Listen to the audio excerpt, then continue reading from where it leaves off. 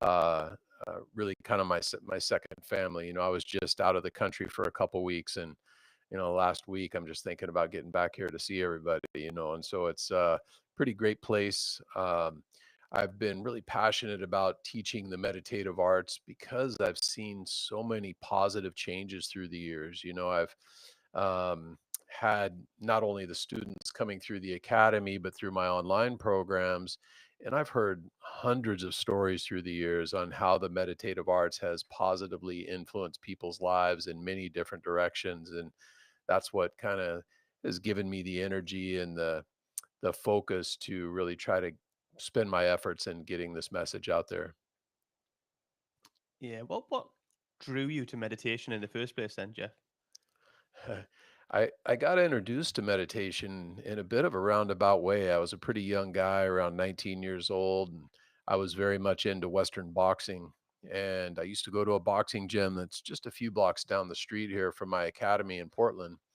And at a boxing gym, for those of you that aren't familiar with it, they run the center's a lot different than your normal style fitness class where you would go in and there'd be an instructor or a coach and the whole class would follow. Whereas in a boxing gym, there might be 3, 4, or 5 coaches, and each one of those coaches has a few fighters that they're working with, and that's who they really focus on.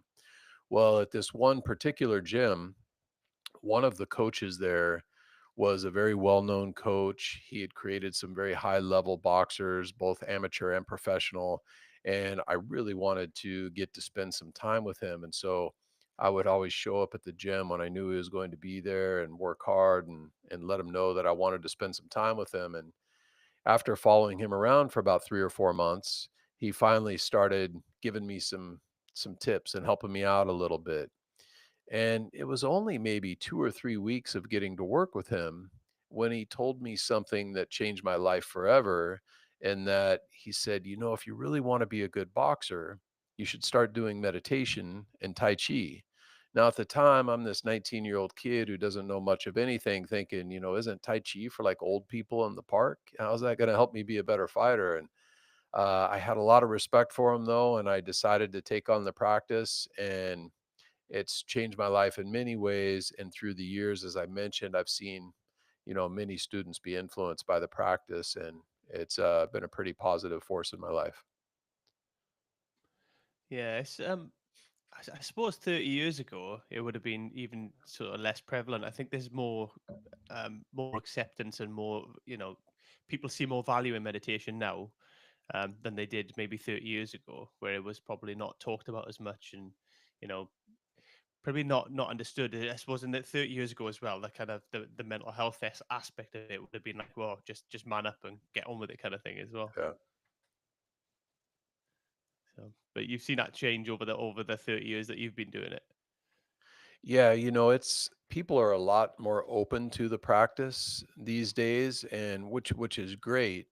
The thing, one of the things now that it's so widespread, there's all these apps out there and these programs and this direction and that. And, while it's great and I love seeing that energy in this direction, the thing that comes up is that we already have so many distractions in life. We're this kind of society now that wants everything fast, and you learn a little bit of this and a little bit of that. And you get these people that get into the practice that don't have a guide or somebody helping them along the way. And they'll learn a little bit of this practice and a little bit of that practice. And, it's kind of like they never get out of the first grade level into the meditative arts. And really, it's meant to be a life practice and an evolving life practice that's always getting deeper and deeper. And that's something that I've always tried to be very disciplined with as a teacher, to really point students on that path so they can see the true benefits of what the meditative arts has to bring. Yeah, we're in that world of instant gratification now, aren't we? Where everybody wants, the results straight away, and it's, things don't work that way. Where anything worth having, takes a bit of investment, a bit of time, and some effort, doesn't it? Yeah, and it's one of those things where, you can become pretty educated by reading books and watching videos, but Just because you can talk about it doesn't mean you feel it, and what gets you to a high level in any meditative art, whether it is a sitting practice, Tai Chi, Qigong, yoga, a standing meditation, a walking meditation series, whatever it is that you're doing, to really get to a profound, deep level in the practice is getting to a deeper level of feeling. It's kind of like a musician, if you're learning to play the guitar, I could have you memorize 30 different chords in a couple days. You could memorize, A chord, C chord, D chord. But you take an experienced musician that's really well versed on the guitar, you give them 3 chords and they'll make it sound like it's magic. And that's what the idea is with the meditative arts is we want to have that root and that depth in the practice and not just a lot of things spinning around on the surface. Yeah, Jeff, what is meditation then? Because I think it's important to talk about that because like you say, there's different practices and different ways that people can meditate, and I think a lot of us who are maybe ignorant to the practices or have just seen snippets of stuff kind of on TV or on the internet will just assume that it's all just sitting there cross-legged on the floor with your eyes closed and maybe humming. You know what I mean? The traditional kind of image that people get, I suppose. Yeah, so I when I talk about the meditative arts, I'm kind of all inclusive in any practices that I would consider part of a meditation lifestyle. And some are more geared towards deeper states of meditation, some are more towards mindfulness, some are more towards just integrating some of these active practices into your life. So, I break down meditation into kind of three basic categories. You have your ritual practices, your active practices, and your philosophical practices. Ritual practices are when you set time aside every day and you do a little bit of a isolated practice away from any audios, away from any videos, where you just turn inward and focus on yourself. Then there's active practices that you can do when you're walking down the street or standing in line at the grocery store. And they can be as simple as counting out 10 breaths or doing some spinal rotations or a simple movement practice to help stay present and aware in that kind of meditative mindset, if you will. And then lastly, we have our philosophical practices, which are a very deep path to follow, where we work on different things that kind of help us think strategically and help us understand, our thoughts and emotions and how to integrate that into our own interpersonal communication, but then also with others and how to redirect things towards a positive direction as we're communicating. And so there's a lot of different practices that we would include in that.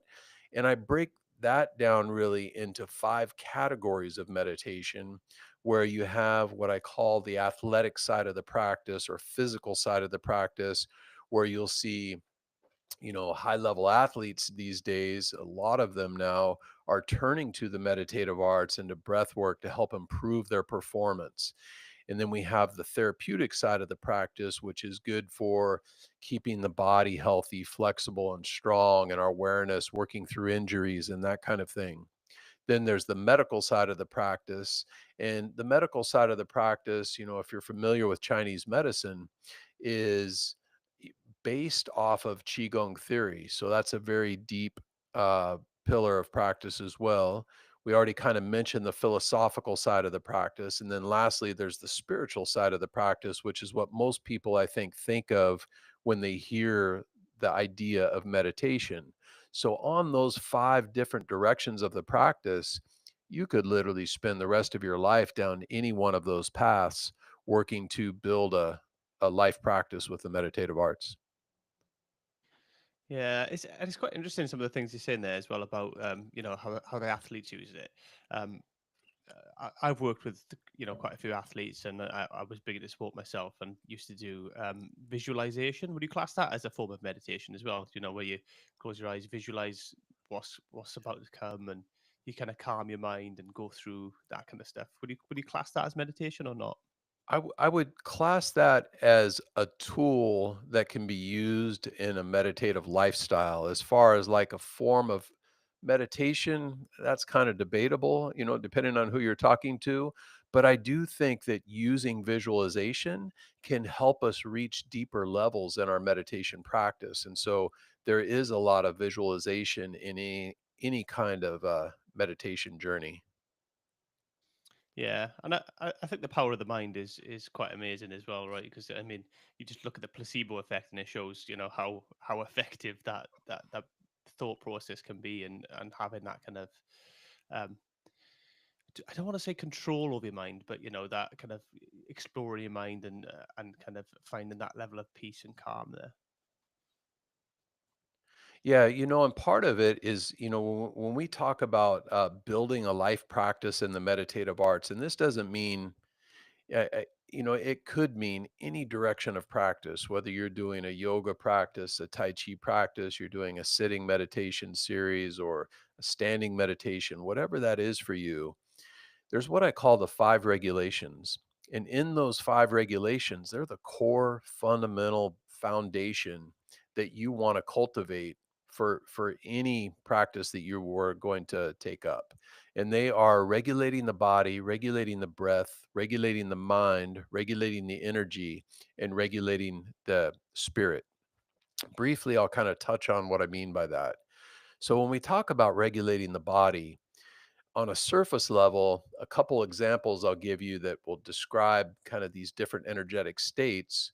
One would be, think about, you're sitting down at your computer for 4 or 5 hours and your shoulders are rounded forward and you're feeling lethargic and just trying to keep your eyes open and really just at this low energetic state.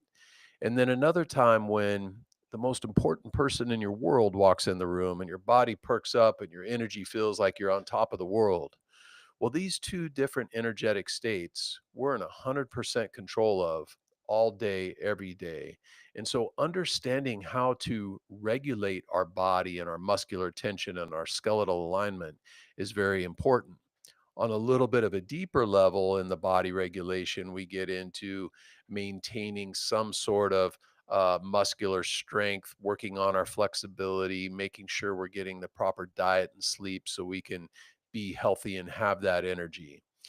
Then we have regulating the breath.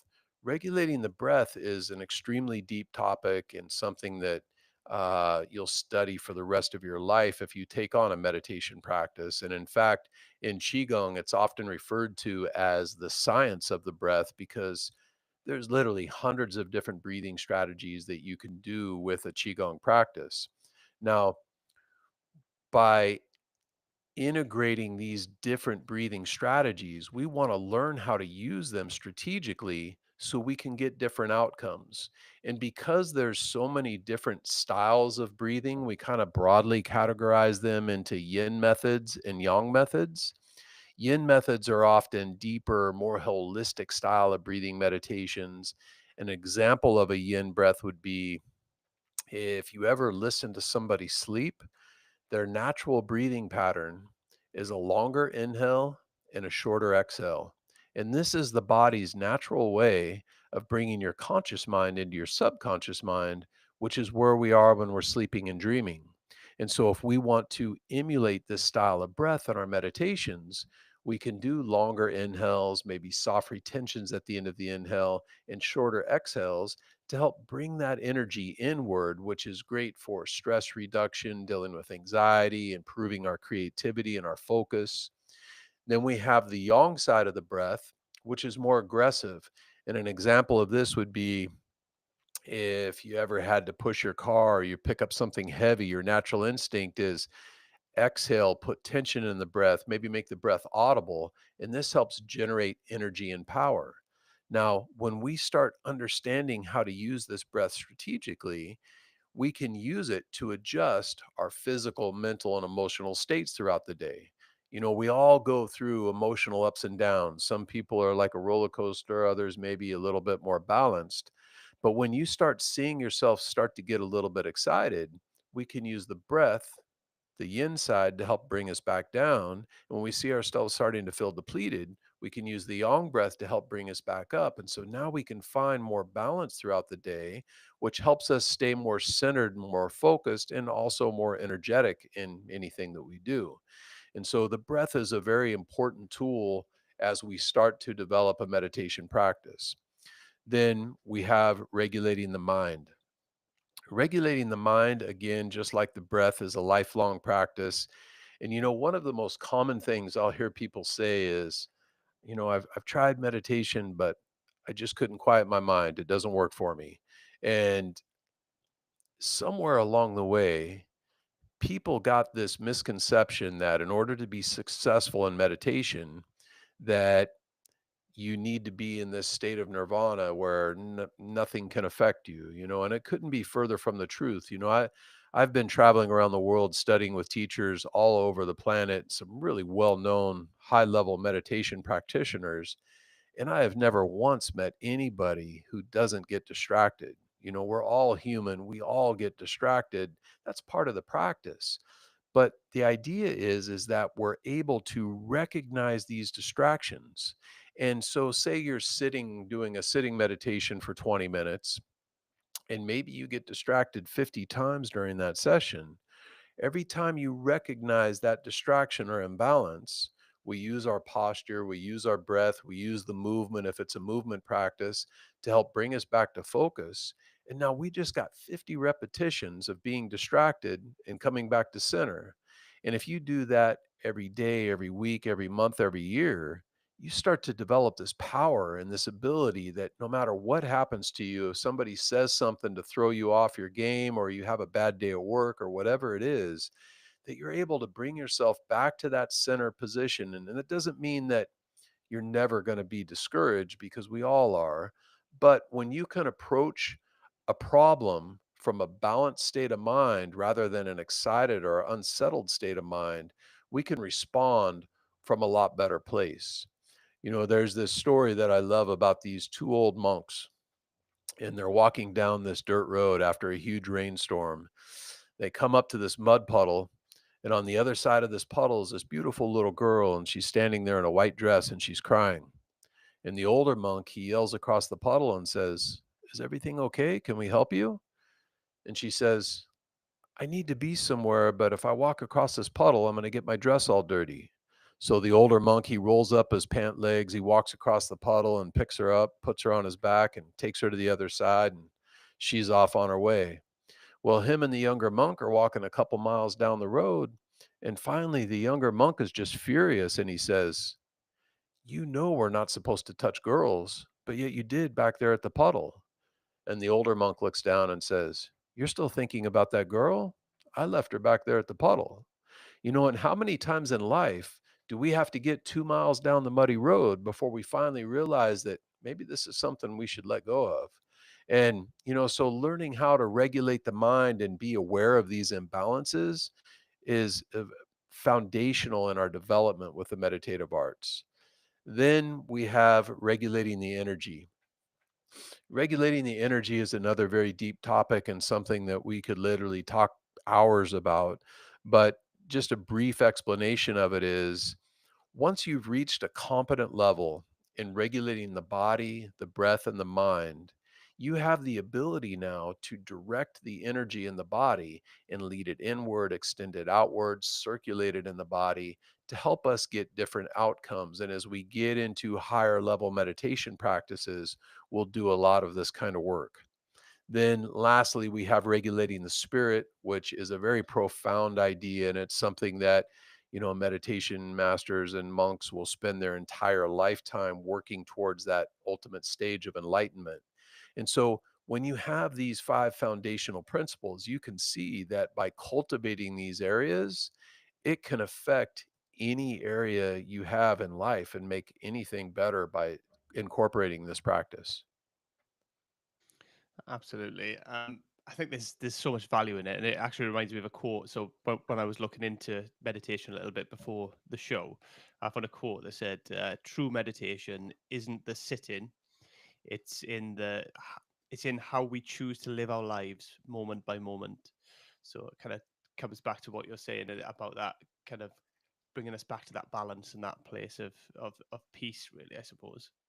Yeah, it really is meant to be a life practice. And it's one of those things where, it seems kind of almost a little silly, if you will, to think that, yeah, I can go meditate and be peaceful for 20 minutes or an hour, and then the rest of the day I'm stressed out and worried about everything, and you don't have any balance in the rest of your life. If you want to get to a really deep level of practice in your meditation, then you need to learn how to live that lifestyle and really improve that awareness in everything you do. And part of that is just being able to be in tune with your physical state, your mental state, and your emotions, and really be able to look at yourself and see how things truly are, how you're really taking things. Because if you don't see those things in yourself, then you're never going to be able to guide them to that direction that you want to take it. Yeah, and I learned something a while ago, and I can't remember where I got it from, but it's really helped me with my life and the way I look at things. Um, and it's we can't control. So we all have this kind of inner monologue, right? And we'll have it when we try to find moments of peace. We'll still have that running. We can't stop the thoughts coming into our head, but we can choose not to cling on to them, not to act on them, or to not to let them affect us. We can just be aware of them and kind of let them pass through, and just the next thought will come, and and find peace in that kind of way. And that's really helped me a lot in my life. Nice. So I've never actually tried any kind of meditative practices that I know of, that not deliberately anyway. But I do have quite a I'm quite interested in Tai Chi, so I've always been interested in martial arts, and I did karate all through my younger years, and that was kind of a bit of a bond I had with my grandfather, who was into martial arts, and he did Tai Chi when he was older, when he wasn't as physically able to do the more intense stuff. But I've always had an interest in it, and I'd like to hear a bit more about that if I can, Jeff. Yeah, so Tai Chi and Qigong, any of more of the movement meditative practices are extremely valuable because we mentioned talking about like being aware and seeing things inside of ourselves. So many people are not in touch with how they move in their physical state. Sometimes I'll be teaching people a standing meditation practice, and I'll have a room of maybe 30 people, and we'll have our arms up in this, embracing the tree position, and their shoulders are almost touching their ears. And I'll tell them to relax their shoulders, and they'll say they are relaxed. And then I'll touch them and move them down 2 inches because they just don't even really realize where they are. And having that awareness and that ability to be in tune with the body is very helpful, because when we start to see things in how we're holding tension in the body and our skeletal alignment and our breath and these things that come from the practice, help us now not only recognize the physical imbalances, but they also help us recognize the mental and emotional imbalances. And when we can see things at a higher level and notice them before they start gaining too much momentum, it's one thing if you're standing around with your shoulders jacked up to your ears and you do that all day, you're going to have a stiff neck and you're maybe even lead to headaches. But when you could recognize the first sign of your skeleton not being aligned and not being relaxed, we can make that adjustment, and it never goes that far down that path. And so having that ability to make that connection is very important. And a lot of people these days, I bet if you were to gather up all of the Tai Chi and Qigong schools in the US, I bet it's less than 5% of them that even understand how to use it as a martial art. Most people practice Tai Chi and Qigong now for the health benefits, because there's so many health and meditative benefits to the practice. Now, there also is a martial element of that. And, Tai Chi was originally created as a martial art, and they used to train the army using Tai Chi. But they had found that, when Buddha Dhammo came over from India and he saw these monks that were training these combat practices and saw that they were broken and beat up, the story is in history is that he integrated some of these Qigong practices in the health side of the practice. And so they started being more vibrant and healthy and getting injured less. And then that kind of started to take over the practice. And through the years, more and more people adapted the practices for the health side of the practice.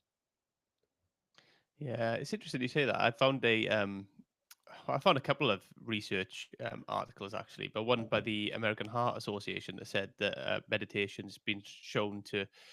It doesn't state in this study how long you need to be practicing it for, but it says that it reduces blood pressure, lowers cortisol levels, and decreases the risk of heart disease over time as well. So it's there's evidence there as well to support not just anecdotal stuff. There's actual evidence to support that this has an improvement on our physical health, not just our mental state. Oh, there's been hundreds of studies by very reputable people. There's one study that I'm really impressed with in that, a lot of people as we age, we start forgetting things. Our mind's not as sharp as it once was. And they've made the connection, a big part of that is in our breath. Also as we age, we start to use less and less of our lung capacity. And the average person in the US actually only uses 40 to 60% of their lung capacity. So Harvard did this study on breath, and what they did was is they took a bunch of elderly patients who were um, showing signs of memory loss and early dementia and early Alzheimer's disease. And they taught them how to do these deep breathing exercises, and they put them into oxygen chambers, and they had them practicing these deep breathing techniques. And after a very short amount of time, all of them across the board averaged 30% more in their ability to memorize things. And so, this one idea of using the meditative practice to help improve our oxygen carbon monoxide exchange and improving our breath capacity, that should be reason enough for anybody to do the practice just so we can stay more competent into our later years. Yeah, absolutely. Well, I found another study by Harvard neuroscientists. Actually, there's a second one that after 8 weeks of mindfulness and meditation, they put the people through a program, increased the gray matter density in the hippocampus, which essentially is where you do all your learning and your memories. Um, and they state that people's memories improved from that 8 weeks of mindfulness and meditation. Nice. Yeah, yeah, like I said, there's endless studies on it, now these days it's a lot easier to convince people. For me as an instructor, the hard part is getting people to understand the importance of being consistent and getting some depth in the practice. And so anytime somebody new comes to the practice, and for any of you out there that may be thinking about wanting to start a meditation practice, or maybe you've tried before and it just didn't work for you or you didn't stick with it, I have a little thing that I have people do and think about when they're taking on the practice that I find to be really helpful and can help improve your success in the practice. And there are three things that I like them to think about. And the first one is, why do you want to take on the practice? Do you want to stay healthier into your old age and stay vibrant so you can play with your grandkids? Or are you dealing with stress and anxiety? Or do you have panic attacks and you want to learn how to overcome them and to be more in control of your life? Or maybe you're an athlete and you want to improve your performance on the field. Whatever that is for you, think about that why, and then think about the things that will happen by accomplishing that why. So if I do this, I'm going to get X, Y, and Z, and all of these reasons. So you have some motivation there. And then also think about, if I don't get this, I'm also going to get A, B, and C. So you think about the negative things that are going to come from not doing it and the positive things. And this helps give you the fuel and the motivation to do the practice, which leads to the second thing that's important to think about, which is consistency, because you have to do a little bit every day to really start to build the momentum. And so I always tell students when they come in that you want to commit to 20 minutes a day for your ritual practice and integrate some active practices into your life. And through this consistency, you develop this discipline, this integrity, this perseverance that feeds over into everything else in your life. and really starts to give you the benefits of what a meditation practice has to offer. And then lastly is you need to find yourself a good guide and somebody that can help point you in the right direction, because as I mentioned earlier, there's so many distractions out there and people doing this and that and the other. And if you think that you can be self-taught and learn this practice, I've been studying now for 36 years and I'm still just a student learning all the time. I'm far from being the master. And if you think you can do it on your own, you're really misguided. I've had students come into the academy here that have been self-taught and they've been going for 10, 15, even 20 years.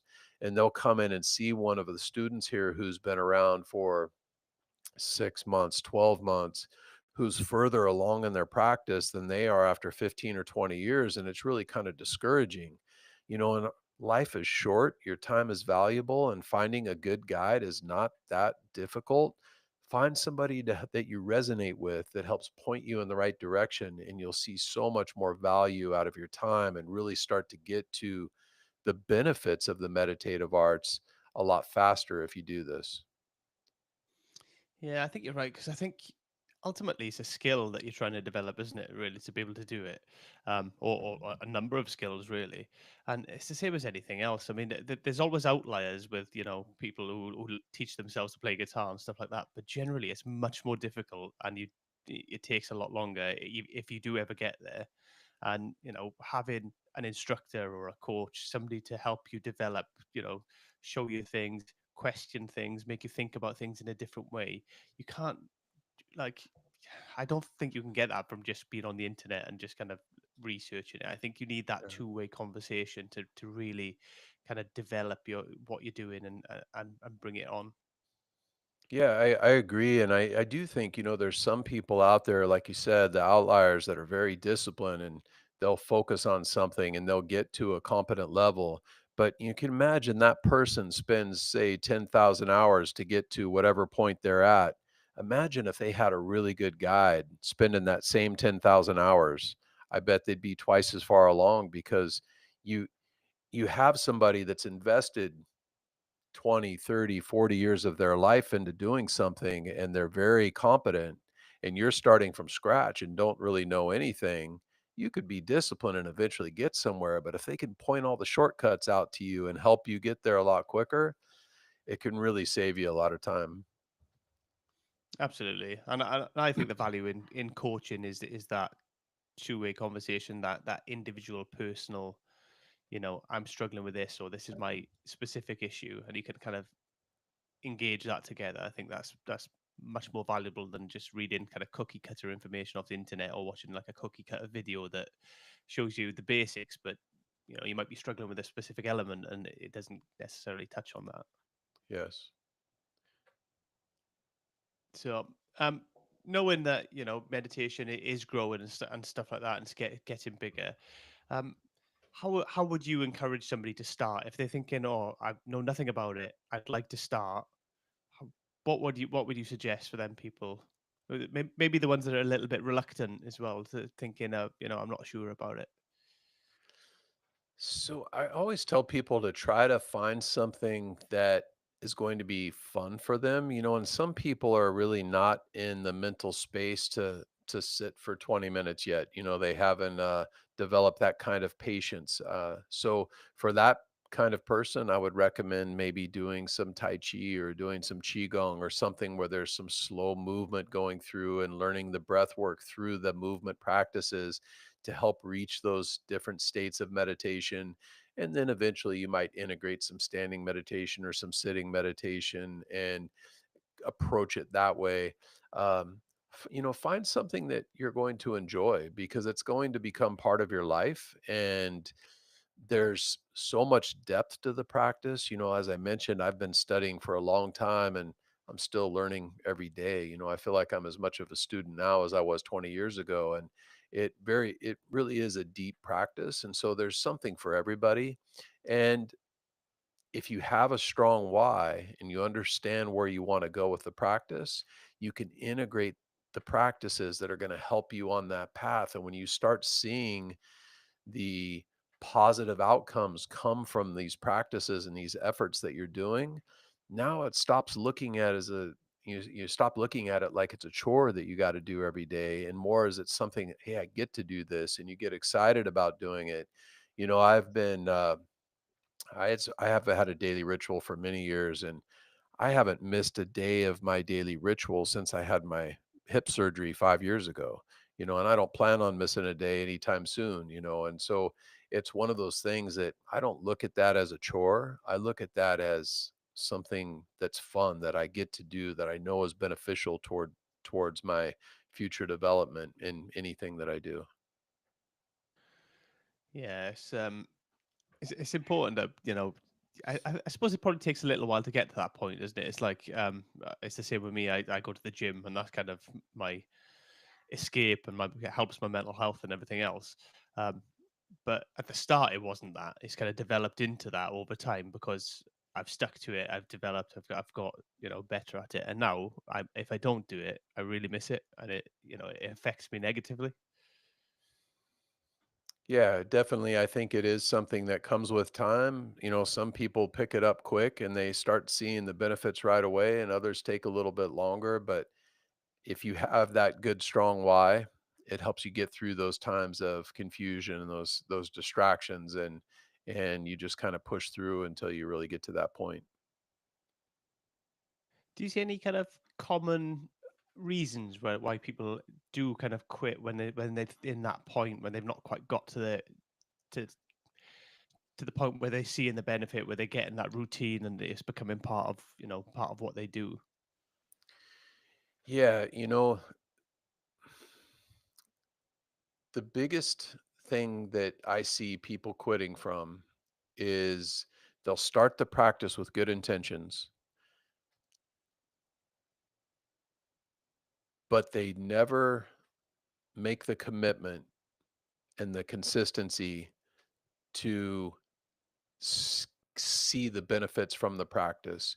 As I said, I've been running this academy for 30 years, and of the students that come in here that listen to our recommendation of doing a 20-minute a day ritual and integrating active practices into their life and doing that every day, if they keep up with that for a year, I bet a extremely high percentage, 95% or more, will do this practice for the rest of their life because they'll see so many benefits from the practice that they'd be crazy to stop. And that's why I have students that have been with me for 30 years, in that it's once you get to that point and you see that, there's so many good things that come from it. The ones that quit are the ones that try it out for 2 weeks and they're like, "Ah, this is hard. I'm not seeing anything," and then they give up too soon, and it's kinda part of, unfortunately, a way that society has come and, lately, is that if it doesn't get fix it tomorrow, it's not gonna work for me, and with that kind of mindset, you're really gonna miss out on a lot. I play music too, and I've been playing guitar now for almost 30 years, and man, I was horrible the first couple years I played. You couldn't get any worse than I was, and if I didn't stick with it and keep that consistency, I never would have gotten good. And if you want to have health into your later years, and you want to have that peace of mind and that control and that awareness in your body and your mental and physical states, you got to work for it and you got to put that time in. And as a teacher, I want nothing more than to see my students reap the benefits of the practice. But I can't do the work for you. You got to get out there and put the time in, and if you do, it'll be one of the best things you've ever done for yourself. But you've got to find what that motivation is for you to make it work for you. Yeah, and Jeff, it brings me to something you said earlier on. But you said it a couple of times about understanding your why as well. Because if you know why you're doing something, you kind of have a bit of direction. Okay, there's going to be ups and downs, but this is the end goal, or the general direction at very least. It doesn't necessarily have to be a hard, solid goal, but the general direction that you want to move in. If you have that, then you're more likely to continue down that path, aren't you? Yes, for sure. So, do you do anything online, Jeff, or is it all in person? Yeah, so we have our online program. It's geared towards my most recent book as a kind of a feeder to that. It's called The Yielding Warrior. And yielding is a very interesting concept. It's in the meditative arts and the martial arts. I break down yielding into three categories. We have physical yielding, mental yielding, and emotional yielding. Physical yielding is the idea that, I push you, you push me, whoever's the bigger, stronger person with the most leverage eventually is going to push the other person over. But with yielding, instead of us trying to see who the bigger meathead is, when you push me, I get out of the way of that force. And now I can respond with less effort. So I'm not trying to butt heads with you and see if I'm bigger and stronger than you.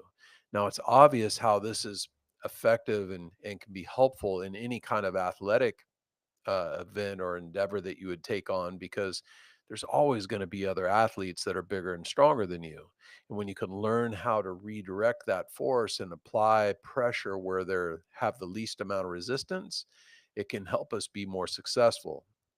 Then there was what we call mental yielding.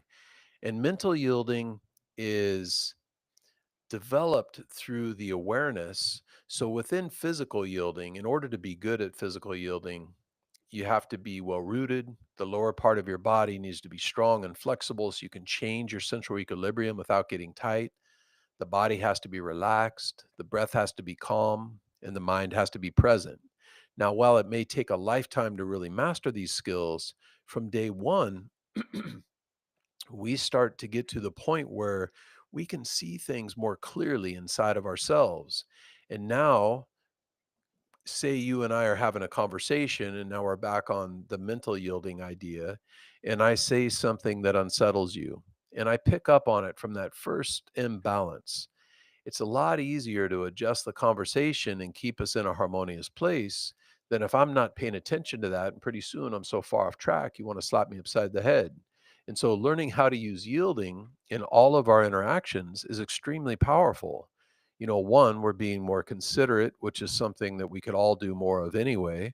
And two, it allows you to be strategic in that you can guide conversations to a positive outcome with the least amount of resistance, which is beneficial in your relationships and business and sales and negotiations. I mean, there's so many different ways that you can apply this skill. Then we have what we call emotional yielding. And this is very much like mental yielding, but with your own interpersonal conflicts. So you think about many times something will happen to us and we'll respond and we'll go down this path. And we might get an hour, a day, a week down that road and realize maybe that wasn't the best choice. But with yielding, if we could have noticed that from the beginning and maybe been a little bit more from a balanced state and state of awareness when that happened, oftentimes we can sit back and evaluate the scenarios and make a better choice that sometimes can save us a lot of heartache on the other side. And I've been explaining this idea of yielding for many years running the academy here. And one of the most common things I'll hear people say is, yielding makes a lot of sense. I use that all the time. Well, I would agree in that I think everybody uses some degree of yielding all the time, but it's kind of like, if you or I were to walk into a crime scene with a detective who's been on the job for 30 years, I guarantee you that person would see things about the series of events and the timeline that I know at least I would have no clue of. And the meditative arts helps us see things inside of ourselves and inside of other people that I truly believe you will never have any clue of without cultivating these kinds of practices into your life. And so this book is a feeder into my online program for teaching people how to build an evolving life practice uh, through the meditative arts. And then I also have a teacher training program up online that, if somebody has a yoga studio or a martial arts studio, or they're a life coach and they want to learn how to integrate the meditative arts into their practice, that could be something that they could get into as well. Cool. Is that stuff all suitable for kind of all levels? Is it? Yeah, so the personal practice, anybody could start that from a beginning stage to an advanced stage.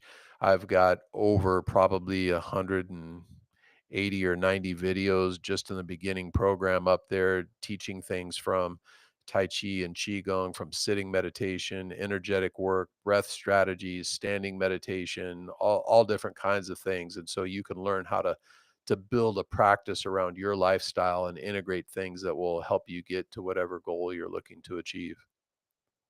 Cool. And where is the best place for people to find all that stuff, Jeff? That would be on my website at theyieldingwarrior.com. And if you'd like to get a free copy of my most recent book, you can go to theyieldingwarrior.com/book and just pay for shipping and handling, and we'll send you a copy of the book. Cool. I'll make sure I drop a link in the show notes so people make it easy for them to find all that stuff for you. Nice.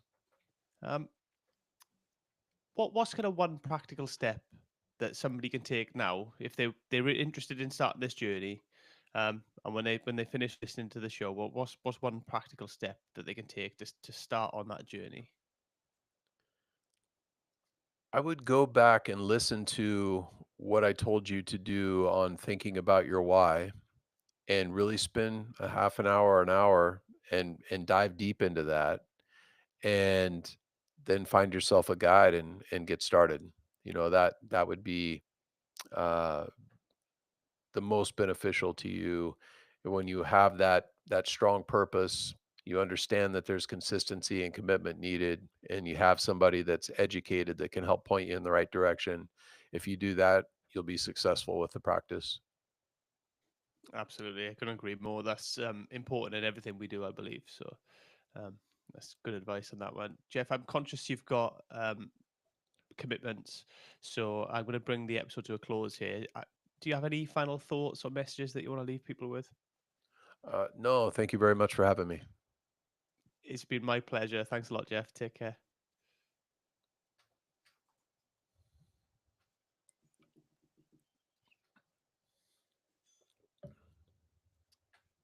There you go.